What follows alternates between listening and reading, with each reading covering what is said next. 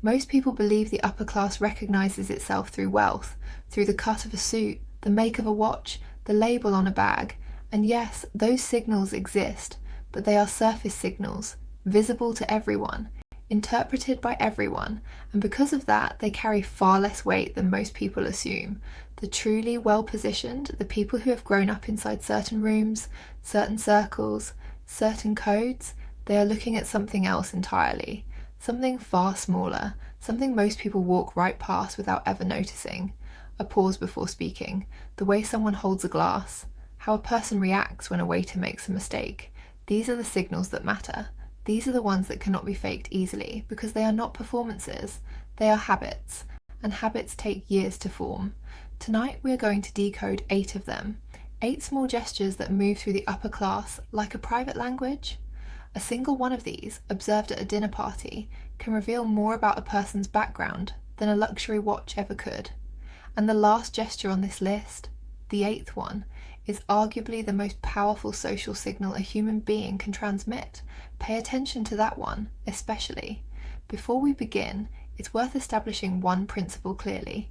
People who are genuinely embedded in elevated social environments have, over time, shifted their attention away from possessions and toward behaviour. They stopped being impressed by objects a long time ago. What they notice now are micro-habits, the small, almost unconscious things a person does that reveal how comfortable they truly are in a given room, whether they belong, not because they were invited, but because they have been shaped by environments like this one before. Social ease cannot be purchased. Quiet confidence cannot be borrowed for an evening, and familiarity with a certain kind of atmosphere leaves traces that are almost impossible to disguise, and the first signal appears before a conversation even begins. Watch how someone handles introductions, not what they say, but how long they allow the moment to breathe. The person who has been navigating high-level social environments for years does not rush. They do not reach out their hand before the other person is ready. They do not begin speaking before the other person has fully arrived in the interaction. There is a stillness to the way they introduce themselves, a measured quality. They make eye contact without intensity. They offer their name clearly without performing it, and then they wait. This might sound simple, but watch what most people do instead. They rush. They fill silence. They smile too quickly or too broadly because silence feels dangerous to them.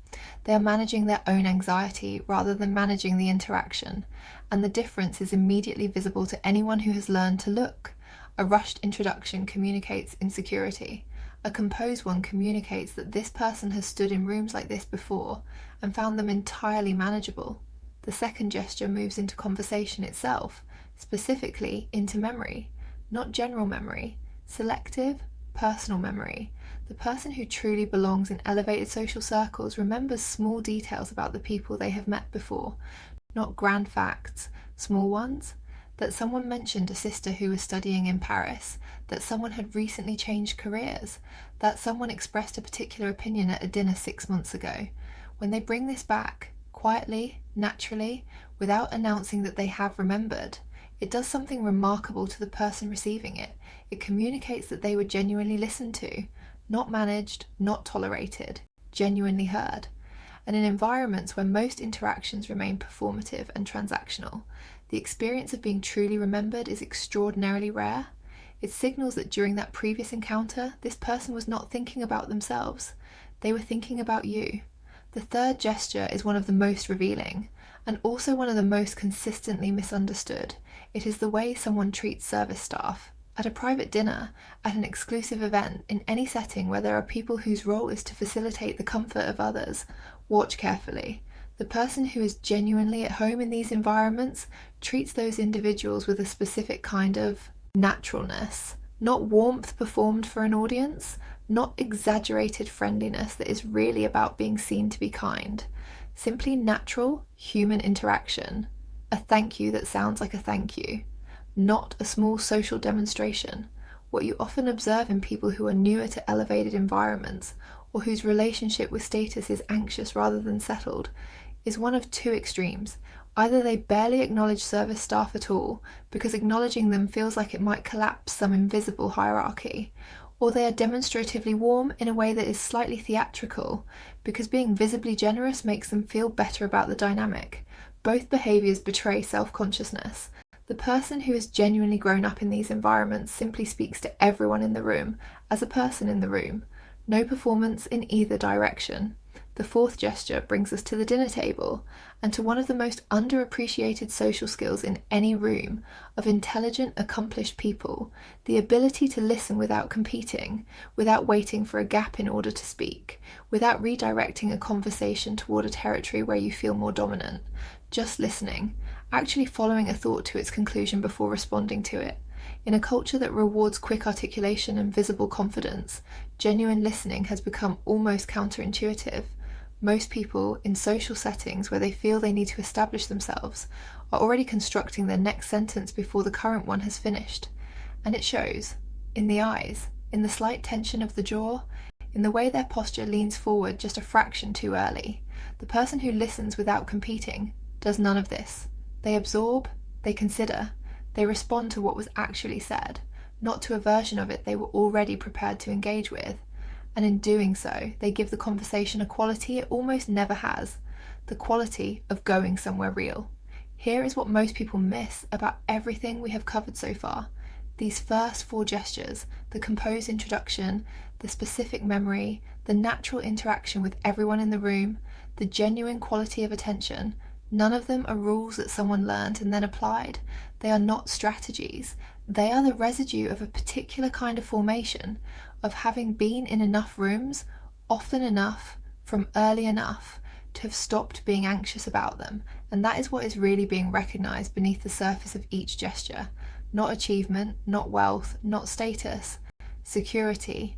And now, watch what happens when that security meets the subject of wealth itself. The fifth gesture is the one that takes the longest to understand, and it is this, the refusal to display wealth aggressively. Now, this is not modesty, it is not self-denial, it is something more precise than either of those. It is the complete absence of the need to perform. The person who has grown up with significant means, or who has been absorbed into those environments over a long enough period of time, has a relationship with luxury that is entirely functional. A watch is something that tells time and has been well made. A car is something that moves reliably and is comfortable to be inside. A house is a place where life happens. These things are appreciated, often deeply appreciated, but they are not deployed as arguments. They are not positioned where they will be noticed. They are not referenced in conversation unless there is a specific and organic reason to do so. What this looks like practically is understatement. The most expensive item in the room is sometimes the least visible one. The person who could make the most impressive claim about their own life is often the person saying the least about it. And what this communicates, to anyone who understands the code, is something that no amount of visible display could ever transmit. It communicates arrival. It communicates that there is nothing left to prove. When you no longer need the room to know what you have, it usually means you have had it long enough that it has stopped feeling like news. The sixth gesture is about time, specifically about other people's time.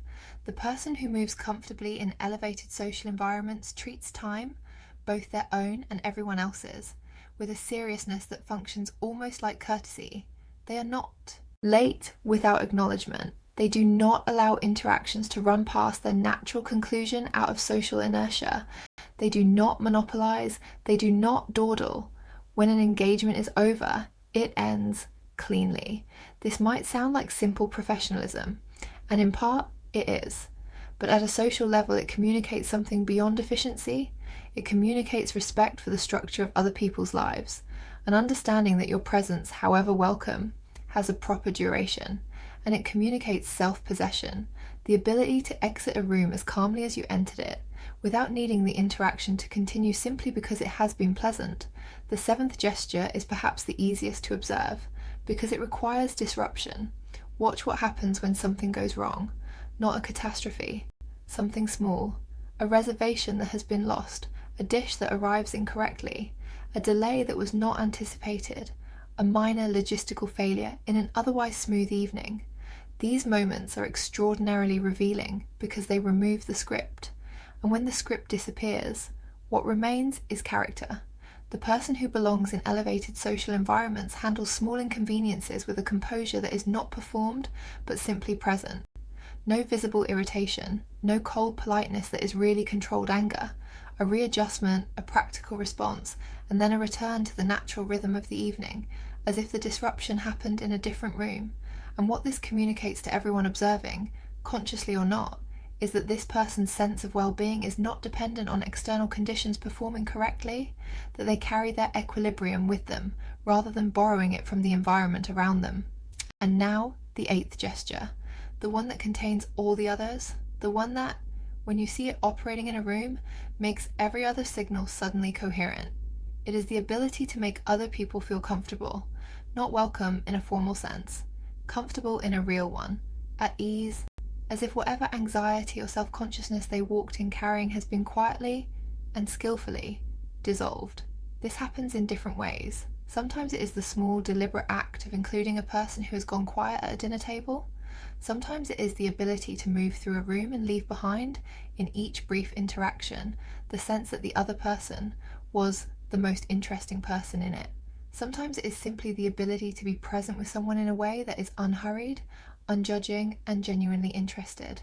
In a high-status social setting, this gesture carries an almost paradoxical power, because the person who is making everyone else feel comfortable is, by definition, not managing their own performance.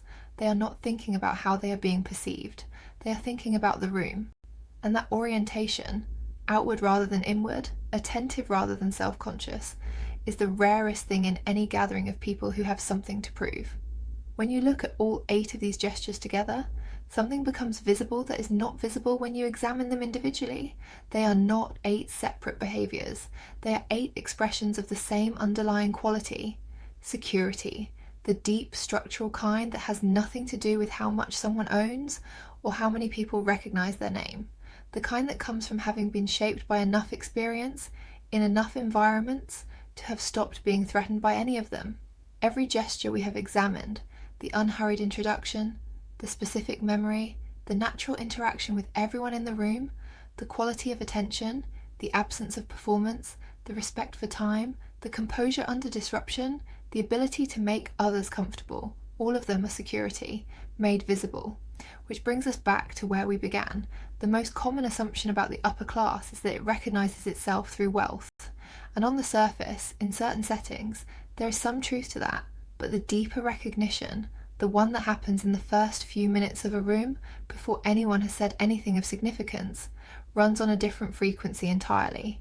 It runs on behaviour, on the tiny, almost invisible signals that tell someone who has learned to read them exactly what kind of formation produced the person standing in front of them. None of what we have discussed tonight requires money. Not a single gesture on this list has a price.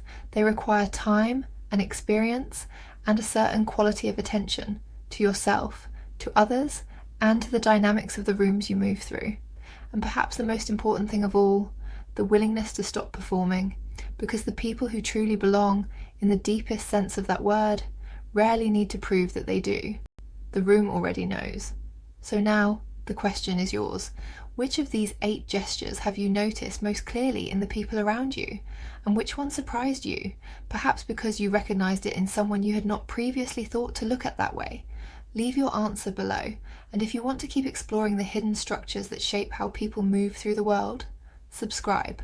There is much more to decode.